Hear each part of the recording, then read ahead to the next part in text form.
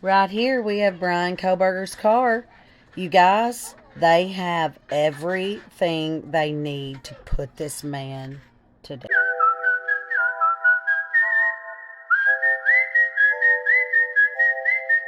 I really hope that this is a very brutal lesson to so many sleuths, true crime fans, and those who chose to engage in this case on social media. To be clear, the defense has had every bit of this information the entire time. Our client's innocent. That's their job. It is only going to get more serious, more sadistic, and more gross from here. If you aren't on Twitter/X, you probably don't know much about this case. Bryan Kohbergers, that's the other BK. No, that's a war veteran that was being lured to group sex by his roommates. Yeah, that's right. The truth has been suppressed. He wasn't employed. He drank every day. He had major PTSD. He did use substances. And he was being lured to group sex, so he didn't even live in his apartment.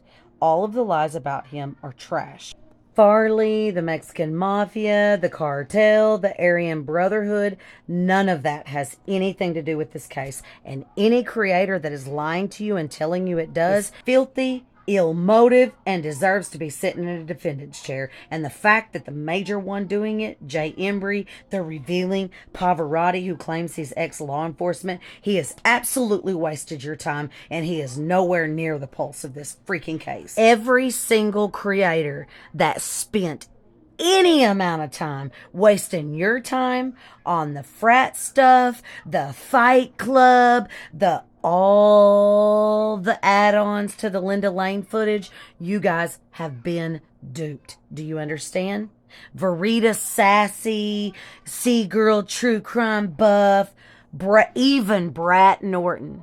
You guys, you have been lied to in so many ways. And to be clear, the most critical parts that have surfaced about this case have been there since the beginning. Bryan Kohberger left Pennsylvania planning to come to Washington to KIL. He brought his K-bar with him. Per Garrett Discovery, he was following Maddie and Kaylee on Instagram. On 1/6/2023, Law and Crime, per Anjanette Levy, the private driver of Maddie and Kaylee actually saw Bryan's car on 12/7 and tipped it in on 12/10. How did they get to Bryan even without the IGG? Oh, well, multiple people tipped his car in. I know I come off like an absolute smart aleck, but if you guys had any idea what has happened since November 13th, and definitely since February the 4th, which is when Bryan's termination letter hit TikTok, YouTube, and Twitter, you would understand more about where some of this frustration is coming from. We have a creator out here, Bubbly Waters, who is literally claiming that Steve G is touching his children inappropriately. Do you understand me? All because Sam, Steve G's other daughter, chose this time to start bitching that she didn't have a family. Yes, I am going to speak on it because it's important that long before this trial gets here, that people know what's up. If you want to know why I get frustrated with what Sam is doing, then ask her how many times she met Kaylee. How many times did she hang out with her? What exactly is she grieving? Go on, ask her. She can sit the hell down and shut up until after the trial.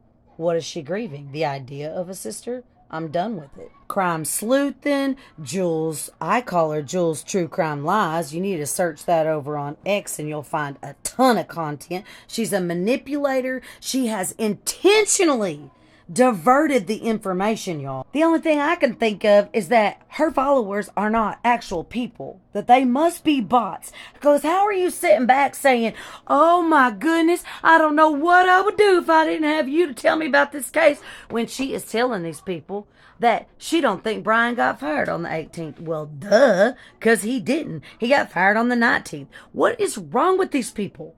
You guys, do you understand that the thing that these folks have fought, which is Bryan being in trouble the whole time at WSU and then ultimately fired, is what Bryan's using for his defense? Y'all, I ain't kidding. This Jules chick, this Jules True Crime Reactions, makes a whole video talking about this is proof. And it's literally showing the documentation where they're saying, if this is true, it means he has autism. I'm not laughing at the autism thing. I think it's sick that he's trying to use that as an excuse. But it is vindication because, well, I broke that information and I'm proud to say. You know what else I'm proud to say? I'm proud to say that I've never received a single dime for a single minute of time that I have spent on this case. I found a lot of things and I'm real dang proud of them. And over on X, I've spent a lot of time sharing that with a lot of people who did not care about that information. And that's fine. The internet is permanent. All of these efforts are permanent. I've known since before the documents came out that they were going to be disgusting. Week 1, the roommates were cleared. If you are following someone who is still attacking the roommates, the karma they've drawn to themselves, well, it's coming after you in Jesus' name. Do me a favor, stand over there.